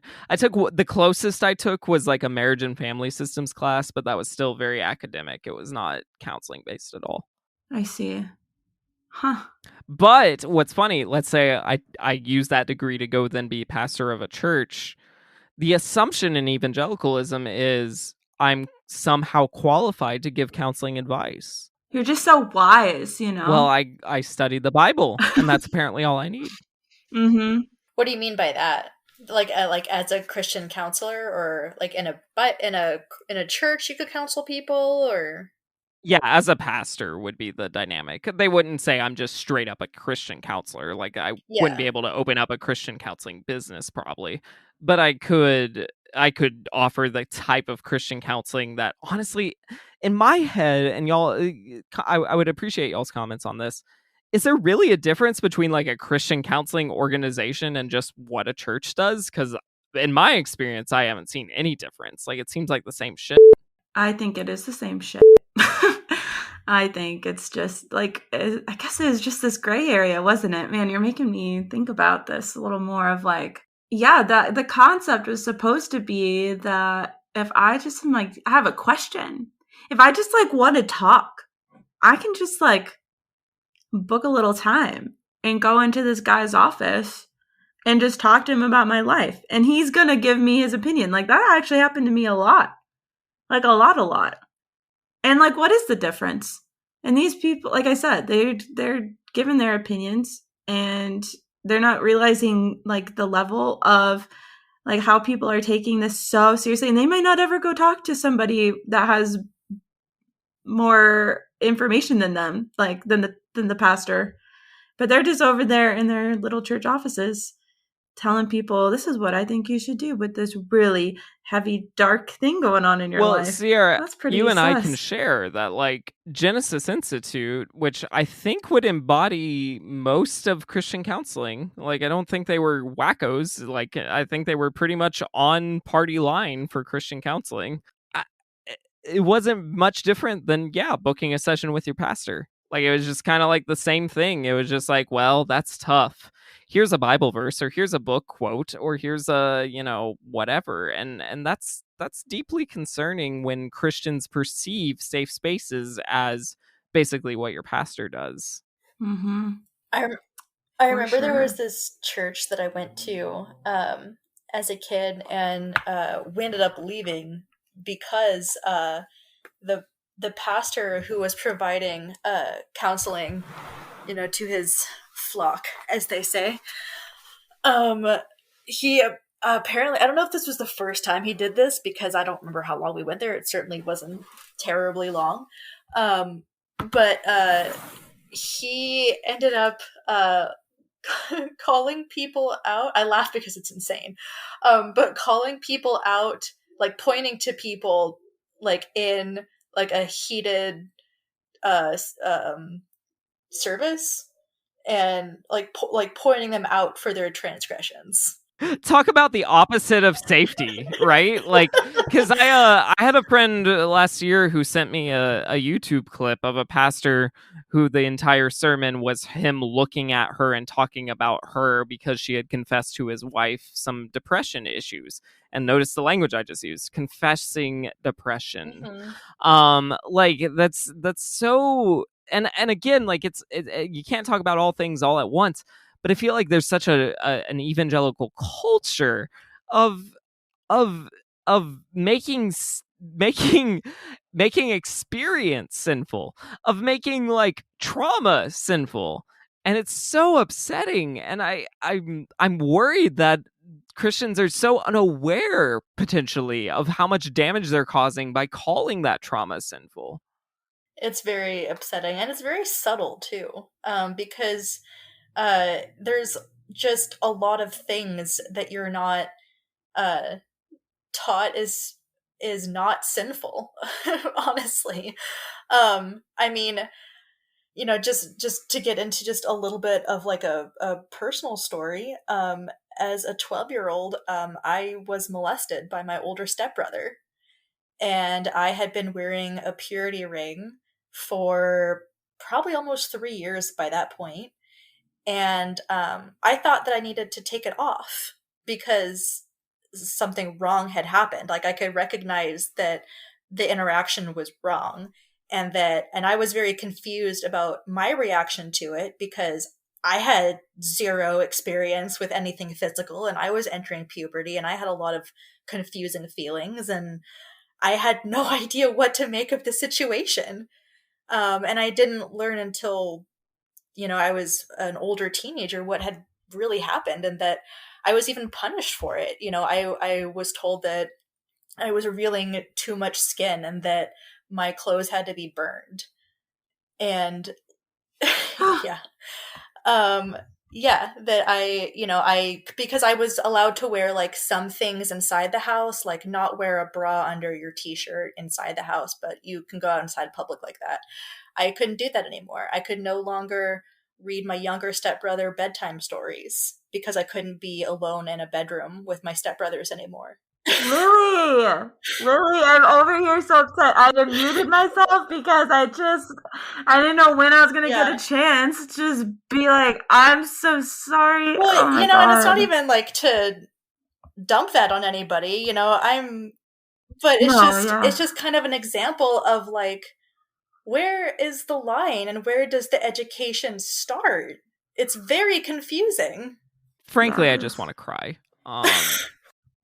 That's just, and not because, I mean, Lily, I don't feel sorry for you. Thank you for being willing to share that. Yeah, of course. Just fucking it's just so upsetting because this is, I just wish every Christian I've ever known could hear that, because it's just so like poignant to the point of like, do you not realize that your solves to trauma cause trauma?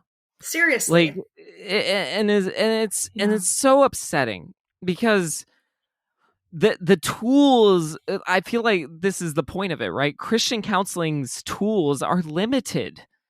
Like they are by nature limited. By the Bible. By the Bible, by tradition, by the pastor who the fuck cares. It's limited. And it's upsetting because it's like someone can explore that in therapy, but they cannot explore that in church. They just cannot. And I will never believe a Christian who tells me they can. And that's so upsetting. And again, thank you for sharing. I'm just angry and sad now. It's always my goal. Yeah. And also oh my God. It also just makes me think too, like what you were saying, like how it, trickled down into the way that then your family created rules or what they had. I just like, what makes also Christian or biblical counseling different between a biblical counselor, a pastor, or anything that any other Christian has to freaking say to you? that was me trying to censor myself. Because John, are you still like bleeping cuss words? I'm just it's fine. I think I've sworn the most, but I welcome it at this point. I think it's I'm funny trying. because I think I maybe swear. I don't know. I don't talk to Cierra. I wish we talked more, but I know that I swear. We can. Yay! I just think it's funny. Just John and I joke that like when he cusses or when he has to bleep something out, it's always him. I'm always like, I'm so good about not cussing on his podcast. You have done a good job. Actually, it was your lack of cussing that made me realize, oh God, I've been like saying the F word here and there. Like I'm making a lot of work for John, and we know he hates having work to do with editing. So anyway. I'm fucking pissed, and it's okay.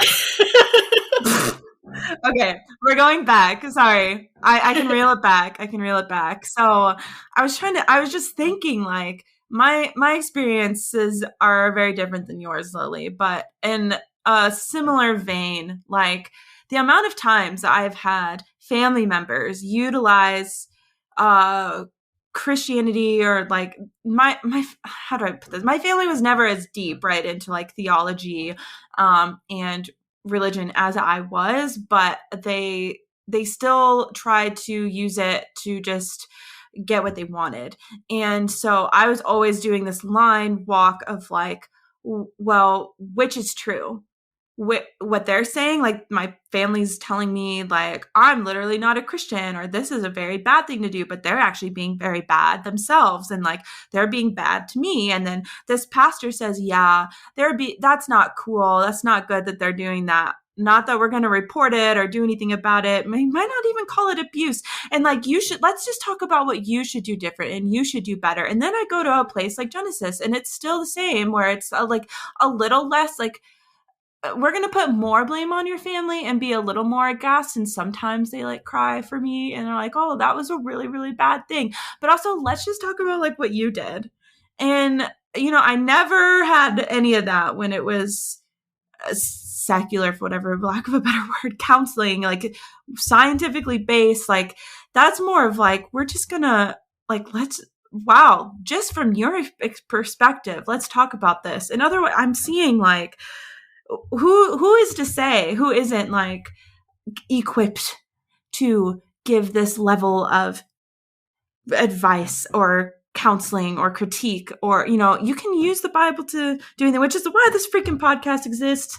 But God, like I'm just so irritated and so mad that that Christianity gets used in this way. And especially as when we were so young and so formative and dealing with really, really crappy stuff, that people were sitting there and tying it into our whole identity and being like, but you're just not being very godlike. And that's probably why some of the stuff is happening to you from parents, from pastors, and from therapists. It's so you're bad. Saying everything, Cierra, right now. You're literally saying it. And it's what's so hurtful. I mean, it really is. It's what's so traumatizing and what's so terrible. So like Christian counseling, it's not just a topic of methodology. It's a topic of, it's not just like you're choosing a worse way of counseling someone or a worse way of therapizing someone. You're hurting people. You're like hurting people. You're making it worse. And it's like a message that I feel like so many don't understand. You know, they have these good intentions and they think it covers it. But you're right. Can I just... Yes. No, go ahead. I'm just sad. I'm just emoting. I'm just emoting things. You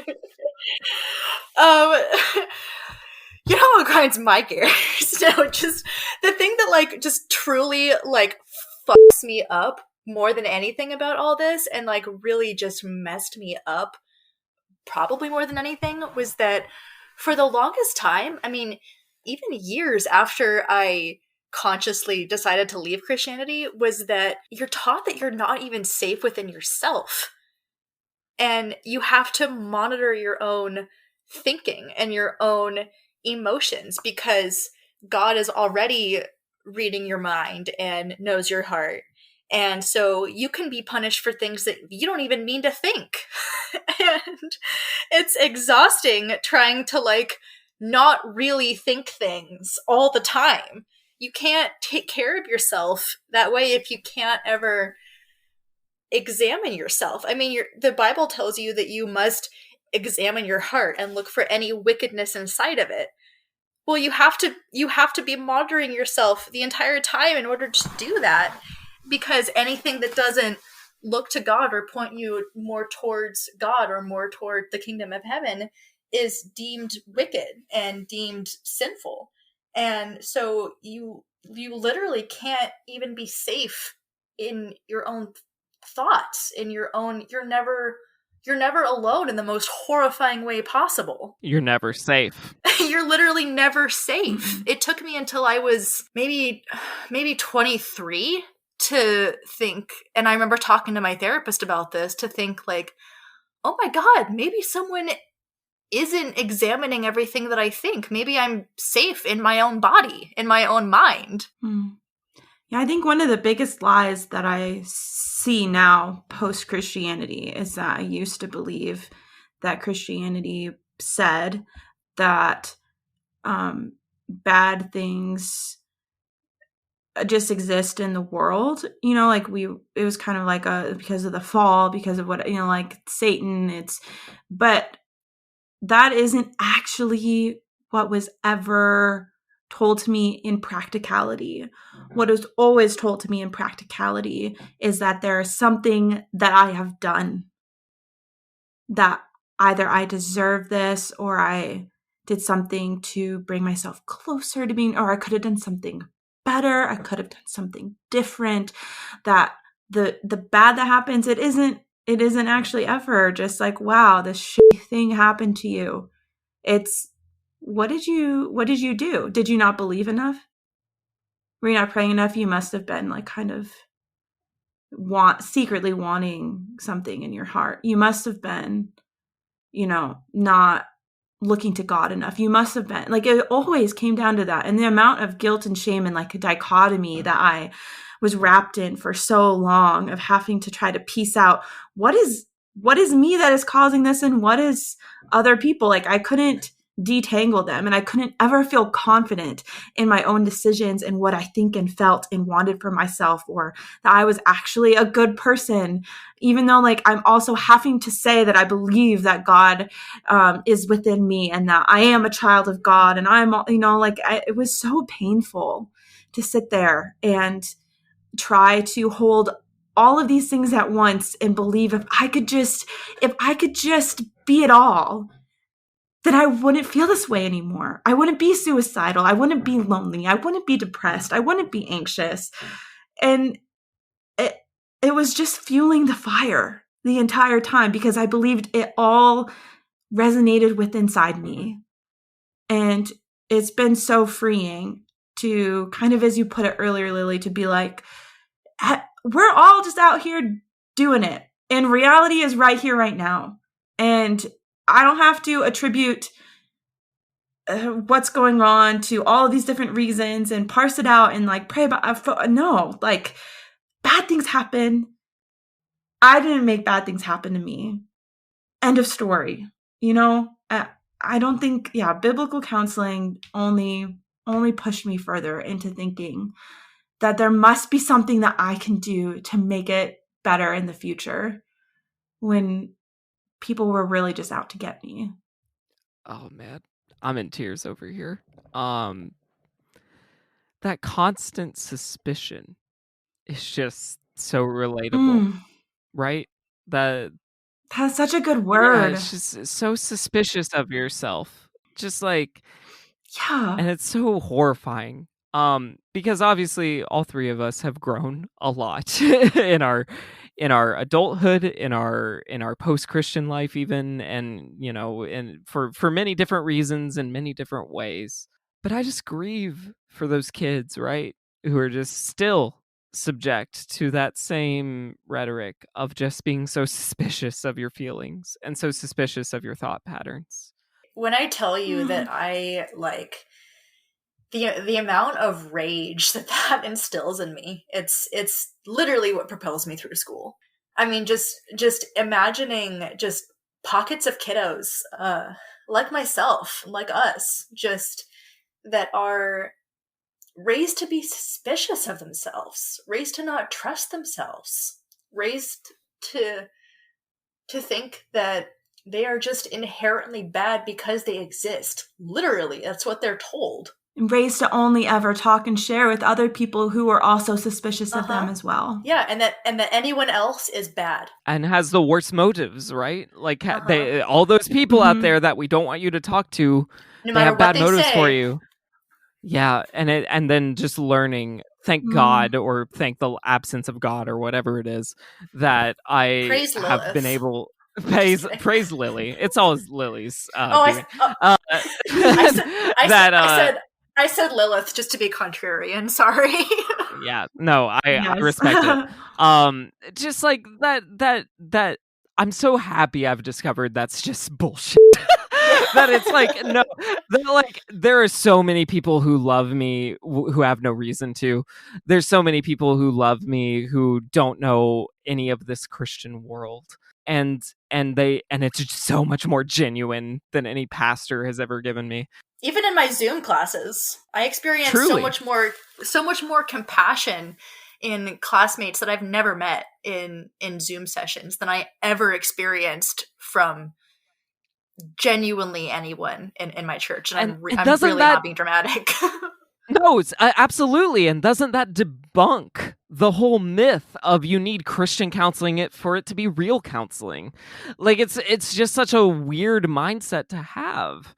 And I think somewhat purposely crafted. So I'll ask you as we close out here, like, do y'all think, because this is what I think, I'll just say it, this is what I think, but I'm curious if y'all agree, is the existence of Christian counseling as a concept, pastors, businesses, referrals, whatever, is the existence of Christian counseling a covert attempt to contain Christians to a narrow-minded, shame-based mindset? Because I feel like Christians want that shame-based mindset because they realize the second you're not shame-based, it's actually kind of hard to stay Christian based on their dogma. What do y'all think? As much as I really dislike drawing hard lines, I really can't help but say that. Wait, this is such a long question. I don't know if I should say no or yes, but my point is that I really think that it has to be a purpose to contain into the narrow-minded shame mindset, because I mean, how if that is your basis, then where else do you go back to? And like, there's an example that we talked about earlier that honestly didn't seem relevant before, but it does for this question. When I worked as an administrator for a private practice counseling office, the owner was a marriage and family therapist who also happened to be a Christian. And I received requests pretty regularly, because it was a small town, if she was a Christian counselor, if she provided Christian counseling. And so I would ask her, what would you like me to say to this? Because I knew that she was a Christian, but I didn't know what she wanted me to say in that professional regard.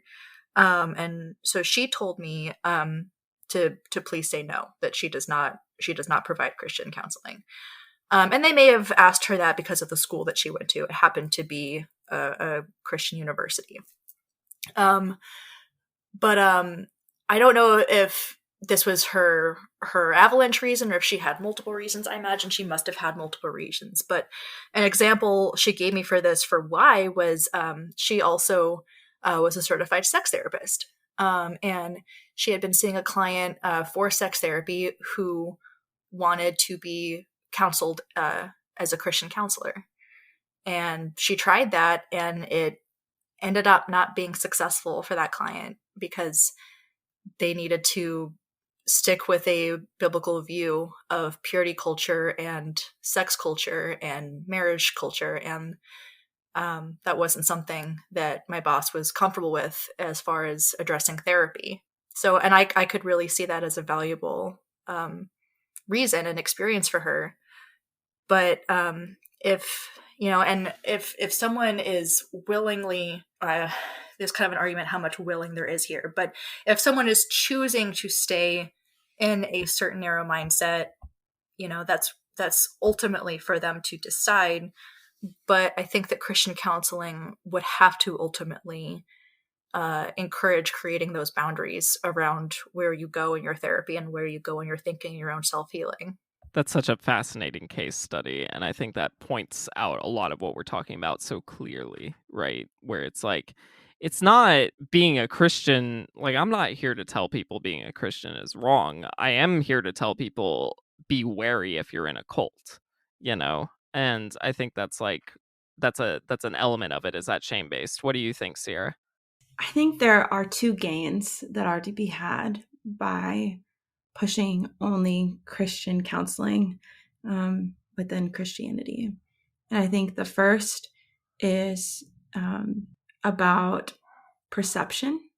For example, like tying it back to my story about Cedarville, which, I mean, this isn't new, right? Like, we see this in churches, we see this in Christian schools around the world, we see this in missions organizations of pushing things down, pushing problems down, because, we Christians don't want to be seen as having problems. And I think that as time has gone on, even in like my short life, I've seen change in this area, and some growth and some more openness, or some things being called out, with the help of the internet. But I think one reason why they felt at first that we should try to at least contain it just to pastors and then, just to Christian counseling, is so that, you don't get this idea that any of these things that are happening within a Christian context are wrong because they're happening in a Christian context. And we have to snuff it out and relate it back to you and your relationship with God, and who you are, and not about the group at large. And I think the second benefit is that, in general, why I stayed in Christianity or went as far with it as I did, is it's really nice to feel like you have answers. It's really nice to feel like things are solvable. It's really nice to feel like, in some twisted way, that the problem is you, because you can control you, and you can change you, and you can pray more, and you can read your Bible more, and you can do those things. And maybe if that's the answer, and I stick in this biblical counseling Christian worldview carousel, like, maybe I can just find the answer there and fix it real quick. And the truth is, like, the open-mindedness, you can build your world as you want, that your truth and what's true for you and what's happened to you, there's so many more questions than answers. Like, that is something that you can only discover when you aren't in a box. And honestly, like, it's terrifying. It is terrifying when you have built everything in this structure. And if you're already going through so much, if you're already dealing with trauma and hardship, like, that just seems like a whole nother obstacle. Like, I would have rather believed that it was something in me. If I could just plead with my parents in the right way, if I could just be more patient, if I could, then things would be better. And biblical counseling offered me that. It told me that was true. And like we said, that only proved to be more painful in the end. But I see why this merry-go-round has happened, and why people are stuck in this cycle, whether intentional by leadership or not. Even people that are at the top, I think that they also are in some kind of some game with wanting to prove something for themselves and others while not getting rid of God. It is very hard. So yeah, I think I answered the question, but those are my two reasons why I think that Christianity as a whole has decided to stick with biblical counseling. Well put. I couldn't put it any better. I'm glad I'm on mute, because I'm just sighing and and sad emoting. If you find yourself at the end of this podcast and have never taken steps towards any kind of secular therapy, What I often tell people is do it once. And if you hate it, don't do it again. Like, that's fine. There's no pressure to do it. Just try it. And if you hate it, then you never have to do it again. Also, I just got to say, sorry, just one thing that I have not hit on is that secular therapists, there can also be sucky ones of those too. And so I like, 100%. it's not like the grass is fully greener. Like, it's not. I think one thing that I really wish someone could have like told me was that it's like going on a freaking date, and if you don't like it, just say goodbye. Like, people are all different. So if you're gonna like test out therapy, the therapist is there for you. And if you guys want different types of things, then you gotta keep Well, and I'm working. actually really glad that Cierra interrupted John, because that gave me the perfect avenue to say that it's super, super okay and normal if it doesn't click the first time with the first therapist that you see. It's totally normal to interview therapists until you find the one that works for you. And sometimes it's just because it's a personality. It doesn't mean they're bad or you're bad. But yeah, there's plenty of people out there that just, are either going to be a bad therapist, or they're just not a good fit for you. So just because it doesn't feel like a good fit the first time, I would just encourage you to just try to find a good fit. Doesn't mean you have to be in therapy, but just try to find a fit. Amen to both of you ladies. I 100% agree. And yeah, and the main thing I would like to just communicate is, look, people have different experiences. You might have had a positive experience with counseling with your pastor. You might have had a positive Christian counseling experience. I don't know you. But what I will say is it's more appropriate to be skeptical of what I believe is an evangelical cult than to be skeptical of your own feelings. It's okay to be skeptical of what they might be touting, that they might have an agenda. But what agenda do you have? You're just existing, And I want any listener I have to know it's okay, whatever you're feeling. And there are people who are more than willing to hear what you're feeling and who are legitimately not judging you. You don't have to cling on to Jesus. That's there's actual humans you can see, you can make eye contact with, who will give you the forgiveness, the validation, whatever it is you're seeking. Because I've experienced it myself. Ladies, thank you all so much for coming on. I'll give you all the last word if there's anything you want to promote or just any last words you want to say. Just do your best to be as gentle with yourself and with other people as you can. And remember that we all exist in a vacuum and we all didn't come here by accident. And follow me at Sweet Words Witch, because I'm a really cool person and I like other cool people. I will vouch for Lily's coolness. She is cool. I don't have social media, so you can't follow me, even though I'm cool too. She's a ghost, but a very cool ghost. Yeah. So yeah, I don't have much else to say other than keep finding what's true for you. And if I just really wish I had someone tell younger me that if you're in a place where you feel like you have cognitively thought through everything that has happened to you, but you still feel different, that there are other options. And I wish I would have researched more myself too. That part of like that testing therapists out and finding what works for you. It honestly does work best if you also do a little bit of research into knowing what types of therapy are out there. And, you may try something and it might not work well.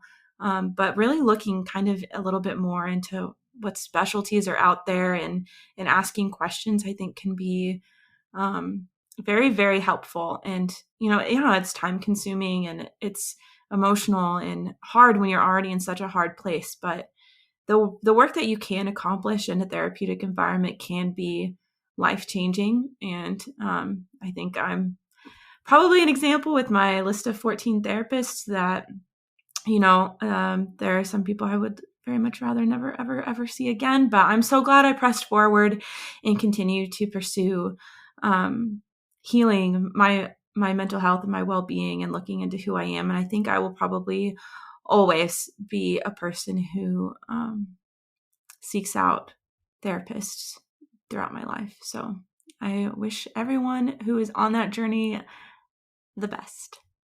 As do I. Thank you, ladies, so much for coming on. Again, a good resource, I'll just plug this, is recoveringfromreligion.org. If you're interested, they launched something called the Secular Therapy Project, which is just a project where people don't use Christian methods to counsel. They vet therapists to make sure they're not. If you're concerned at all about religious trauma. If you're more interested in any of this, you're always welcome to DM me. I'm, not the best at replying to everybody, but I do care about this issue a lot. Love you all. Love you, Lily. Love you, Cierra. And thank you, listener, for stopping by. Y'all have a good one.